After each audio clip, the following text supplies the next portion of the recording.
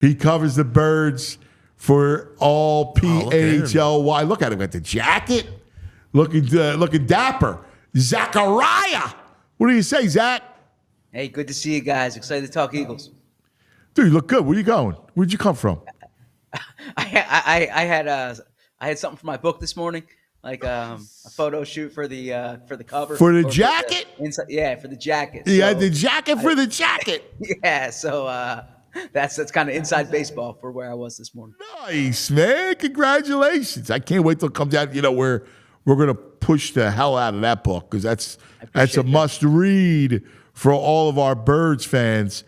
All right, so give me the OTAs, man. Talk to me. Tell me about it. What'd you see? What do you glean? I know it's May, but any Birds nugget's a good nugget for me.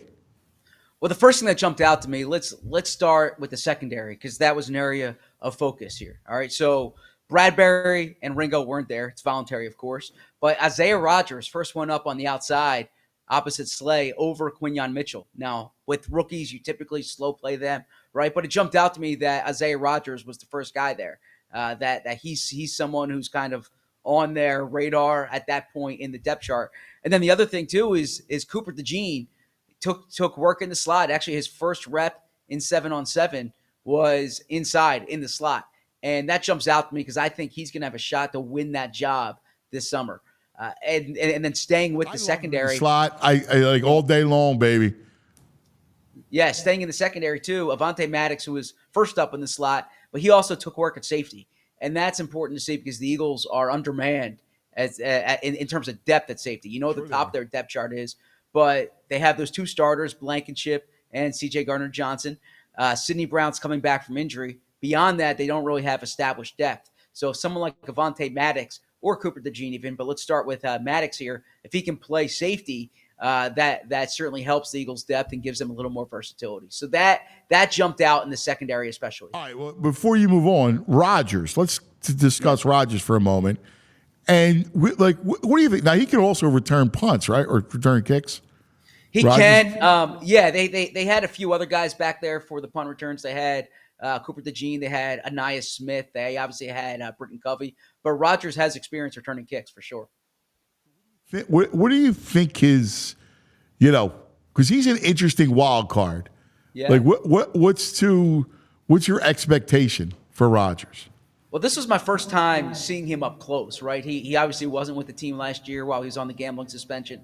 I saw him on film and on the field with the Colts, but never up close. He was longer than I expected, which is a good sign, right? There had always been talk about maybe he could compete for the slot. His experience with the Colts and at UMass was on the outside, and he has the frame of an outside corner. So that's what jumped out to me.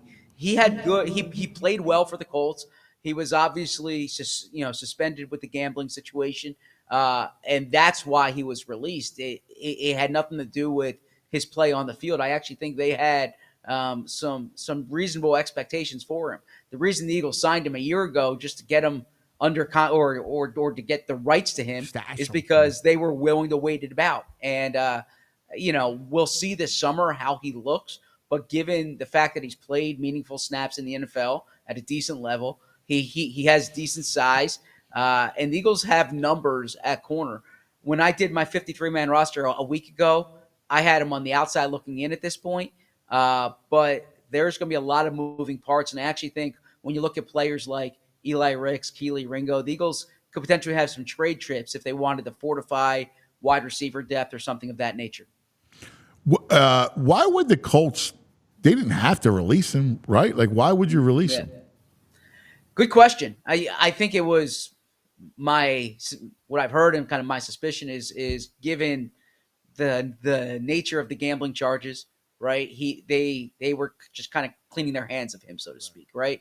And a few teams did that with players who were hit with the gambling outside of Jameson Williams. Jameson Williams with Detroit, though, he wasn't gambling on football, I believe. He wasn't gambling on the NFL.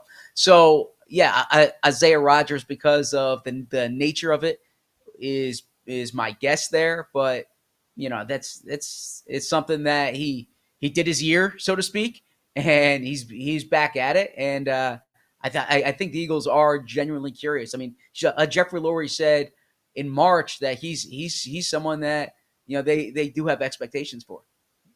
All right. All right. What else? Yeah, so linebacker, Nakobe Dean wasn't taking part in 7-on-7 work, but it was interesting to see Zach Bond, first one up next to Devin White. And I point that out because Zach Bond's someone who has inside-outside versatility. When they signed him, I think Bond really wanted to get a shot at rushing the quarterback. And that early on in March, I thought he was going to be more of an edge rusher. If you remember 2 weeks ago, Vic Fangio, the first name he mentioned for inside backer was Zach Bond. So to see him there at inside backer next to Devin White, that certainly caught my eye. And then Devin White, look, when you're in shorts and shells and you have his athleticism, you're supposed to look fast. But I'll say this, he ran stride for stride with Saquon Barkley on like a wheel route down the left sideline, was in pass coverage there. And he's someone who he's played at a high level in the NFL. He was number 5 pick in the draft. Bad year last year, but you can rationalize the bad year if you can say he wanted a new contract, didn't get it. Some kind of internal dysfunction there, if you will, because he didn't get the contract. The Eagles took an inexpensive 1-year flyer on him, but this is someone who has shown he can play. He's been a key part of championship level defenses. So I'm curious to see with him. So in 7-on-7, obviously, but at this time of year, the back seven's what you're watching. You're not seeing much from the pass rushers. But I would say that's what jumped out to me. I wanted to see who the first guys up at linebacker would be. Yeah, it's interesting. White, again, you're trying to piecemeal. I get what Howie's trying to do. Try to go at it where you're going to spend resources elsewhere. So you try to go and try to hit home runs. And you never know. Like you said, Devin White could be something. Did you see young Trotter Jr.? I did. So Trotter Jr. obviously at this point is not with the top of the depth chart, but he was out there. He's moving around. Look, I know coming into the draft there was talks of his size. He doesn't seem small to me, right? And maybe it's because I've seen Nakobe Dean play the past few years, and I've seen some of these Eagles backers. But I don't think Trotter's size is going to be a disadvantage. The athleticism, hard to get a grasp on that. Maybe it's kind of a soft spot because he is Jeremiah Trotter. But even if you take away the name.